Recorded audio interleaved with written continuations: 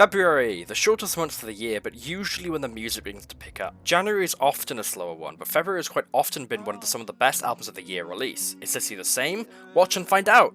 Also, subscribe. We open with the full release of Scrapyard from Quadeca. I covered all of the EPs in previous videos if you want to check those out, so I'll keep this concise, or try to. All of the new songs featured here are phenomenal, and continue that exceptional streak that Quad has been on over the past year or so. The sounds produced on this thing are crazy, and it really feels like he let nothing stop him from doing whatever the hell he wanted, and it's amazing. 9 out of 10. My favourite tracks are Dust Cutter, Easier, Way Too Many Friends, Being Yourself, You Tried That Thing Where You're Human, and Texas Blue.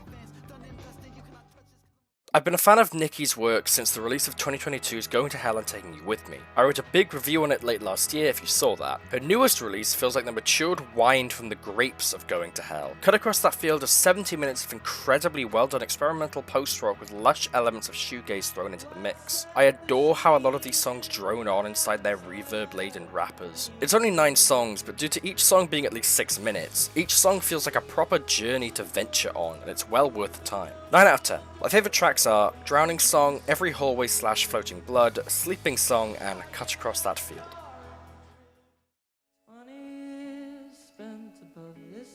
I was walking around a lake with my mum when I began listening to this album, and it was around the first chorus of the opener that I could for some reason feel myself begin choking up. I didn't want to cry in front of my mum, so I did my best to keep it down, but I was surprised that this album got to me so fast. I was immediately excited to hear what came next. While the album doesn't reach the heights of its opener again, it still manages to scrape the skyline once or twice. It's noisy, it's fun, and it's oddly emotional. 9 out of 10. My favourite songs are Where We've Been, Chemical, Get Numb to It, and Cardinal. Pleasantly surprised isn't the right phrase to use for this album, as I got pretty much exactly what I was expecting, but what I got wasn't anything vehemently terrible. It isn't as solid as their previous outing Inside, but it has its moments like on songs such as Forever, Normalize, and The Matrix. 6 out of 10. I basically just said all of my favourite songs, so I'm not saying them again.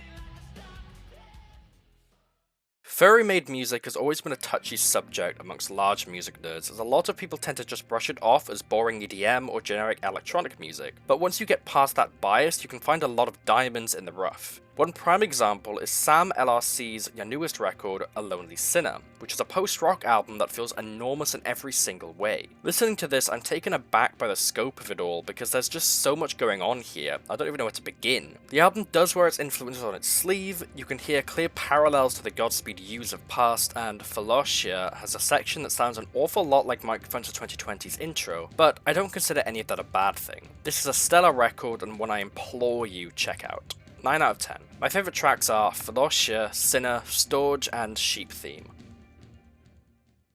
The newest Woho album is a nice little treat to listen to. With Sunshyn sent from space, Andy combines two of their most integral sounds to create some crunchy, noisy folk music with hints of pop and country. The production here is really nice and shows a continuous improvement from their previous works. While this isn't my favourite of theirs, that will still go to 718, I think it's a fine addition to their discography and definitely worth checking out if you want something noisy and dirty but still maintaining that country heart and soul. 8 out of 10. My favourite tracks are All I Know, Misshapen Burner, Sunshyn from the Sea, Summer Love, and Thinking of Saving the World Reprise. Reprise? One of the two.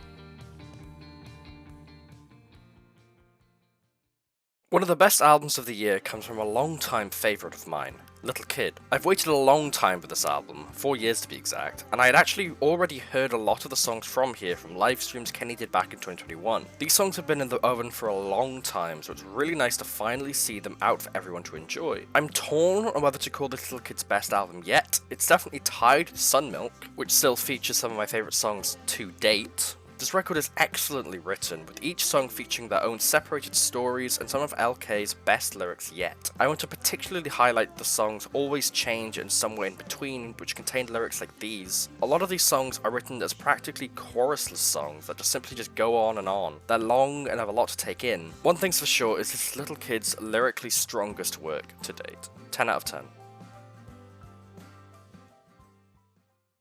We move now on to the EPs and singles of the month. Well, one EP, but still, it's something. I stumbled upon this randomly, only to find that Goth Lipstick, an artist who I have covered in this series before, is on this project. And that's neat. This EP is really sweet. It's relatively unassuming for the first 4 tracks, but as soon as we reach Cicadas and Flowers, things really pick up. Cicadas has some really cute lyrics, and I really like the blend of screamo and soft folk. Flowers is a much more intense track and the longest. Its lyrics are the hardest hitting by far, and the vocal performance at the beginning and end is absolutely stunning. It nearly brought me to tears. This is probably one of the best songs I have heard all year, which is insane. 8 out of 10.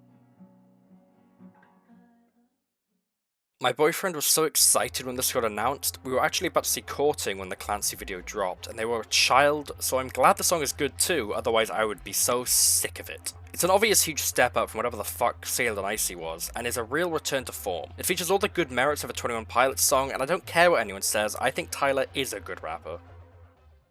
I'm not usually one to listen to metal music, but I enjoy it on occasion. Blinding Faith by Knocked Loose, the lead single for their newest album, You Won't Go Before You're Supposed To, is a song I really enjoy purely for how complex it feels and how much it manages to accomplish in such a short amount of time. There's so much to take in while listening to the song, and it just absolutely melts the skin off your face, and I think that's the best compliment you can give it.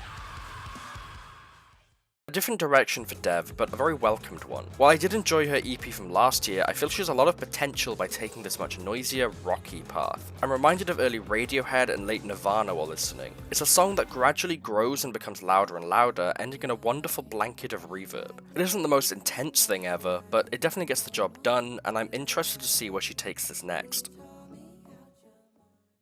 At first I found the song a little dull, but given time it actually grew me quite a bit. It's a sweet song that remains catchy and heartfelt. Beautiful is a word you've probably heard associated with this song, Beth Gibbons, and Portishead countless times. The lead single for Gibbons' debut solo album, which is being released 16 years after the previous Portishead album, is a slow chamber folk track, which I just can't help but compare to Sufjan Stevens' recent work. It's a stunning piece and it's just absolutely hypnotizing. Those 5 minutes fly by as Gibbons' voice transcends your speakers and transport you away. Far away. How I do love some spoken word post-rock. Maruja are a band from the UK who you could brush off as another British post-punk band like Black Midi, Squid or Black Country, but what makes them stand out to me is that they don't really sound like any of those bands. If I were to compare them to anyone, it would probably be La Dispute. The Invisible Man clocks in at just over 6 minutes, and for all of those glorious minutes, it encapsulates you with jazzy sax, complex drums, and a haunting story.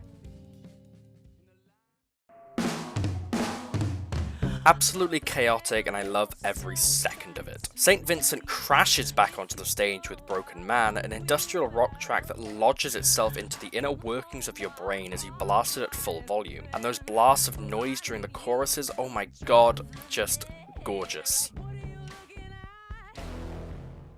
Probably my favourite of the 3 singles. This is just classic everything.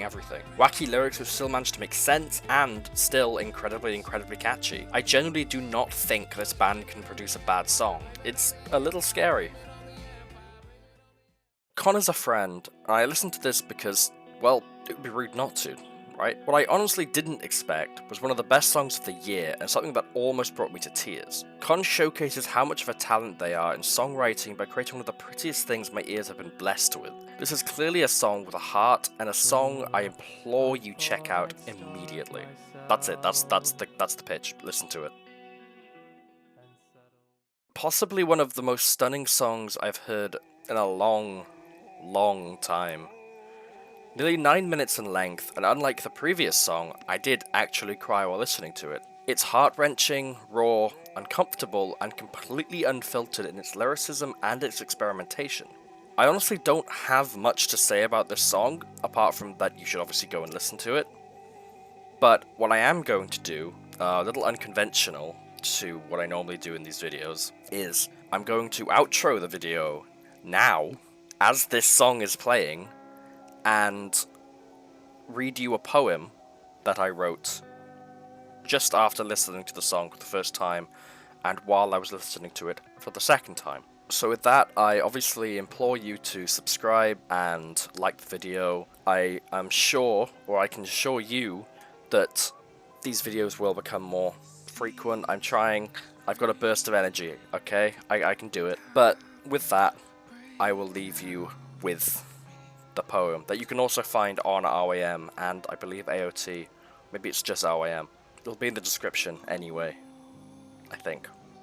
It should be. If it's not, it's not. I don't know. I'll figure it out. Birds scatter each time a gun is fired. The sudden shockwave sends them aloft and into the deep blue. They flap their wings frantically as they panic and scramble in a frantic attempt to escape what they truly believe could be the end of their lives. A flock of doves could symbolize a lot of things. A single dead doesn't mean anything. A single dead dove can no longer carry any love or innocence. It's simply a mangled vessel of something once pure, once beautiful, once vibrant and alive. All you can do is stare. It's no longer metaphorical. It only hurts now. We're like doves.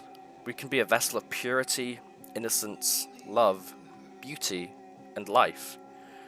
But we are also so very fragile. You can see a dove sitting in the middle of the road. You walk up to it. The dove hears the gunshot. The dove hears the car. We aren't as free as a dove, but that doesn't make us any less beautiful. We aren't as free as a dove, but that doesn't make us any less fragile. You were once pure, once beautiful, once vibrant, once alive. There is no metaphor. Death is simply still. Treasure the life you have. Living is the biggest award you could ever achieve.